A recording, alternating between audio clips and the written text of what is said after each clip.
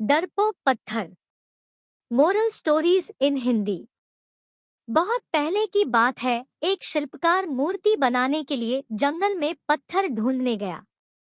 वहां उसको एक बहुत ही अच्छा पत्थर मिल गया, जिसको देखकर वह बहुत खुश हुआ और कहा, यह मूर्ति बनाने के लिए बहुत ही सही है। जब वह आ रहा था तो उसको एक और पत्थर मिला। उसने उस पत्थर को भी अपने साथ ले लिया। घर जाकर उसने पत्थर को उठाकर अपने औजारों से उस पर कारीगरी करनी शुरू कर दिया।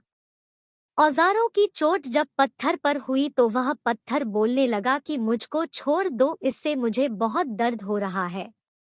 अगर तुम मुझ पर चोट करोगे तो मैं बिखर कर अलग हो जाऊंगा। तुम किसी और पत्थर पर मूर्ति बना लो।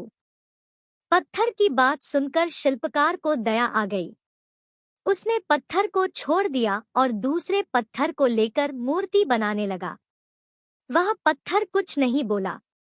कुछ समय में शिल्पकार ने उस पत्थर से बहुत अच्छी भगवान की मूर्ति बना दी। गांव के लोग मूर्ति बनने के बाद उसको लेने आए। उनने सोचा कि हमें नारियल फोड़ने के लिए एक और पत्थर की जरूरत होगी। उन्होंने वहां रखे पहले पत्थर को भी अपने साथ ले लिया। मूर्ति को ले जाकर उन्होंने मंदिर में सजा दिया और उसके सामने उसी पत्थर को रख दिया। अब जब भी कोई व्यक्ति मंदिर में दर्शन करने आता तो मूर्ति को फूलों से पूजा करता, दूध से स्नान कराता और उस पत्थर पर नारियल फोड़ता था। जब लोग उस पत्थर पर नारियल फोड़ते तो बहुत परेशान होता। उसको दर्द होता और वह चिल्लाता, लेकिन कोई उसकी सुनने वाला नहीं था। उस पत्थर ने मूर्ति बने पत्थर से बात करी और कहा कि तुम तो बड़े मजे से हो, लोग तो तुम्हारी पूजा करते हैं, तुमको दूध से स्नान कराते हैं और लड्डुओं का प्रसाद चढ़ाते हैं, लेकिन मेरी तो किस्मत ही खराब है, मुझ पर लोग नारियल फोड़ कर जाते हैं।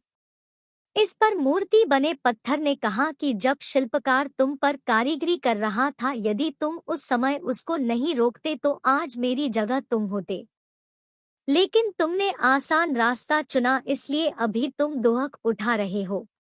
उस पत्थर को मूर्ति बने पत्थर की बात समझ आ गई थी। उसने कहा कि अब से मैं भी कोई शिकायत नहीं करूंगा। इसके बाद लोग आकर उस पर नारियल फोड़ते। नारियल टूटने से उस पर भी नारियल का पानी गिरता और अब लोग मूर्ति को प्रसाद का भोग लगाकर उस पत्थर पर रखने लगे। इस कहानी से हमें यह सीख मिलती है कि यदि हमें कभी भी कठिन परिस्थितियों से घबराना नहीं चाहिए। Thank you for watching. Please like and subscribe.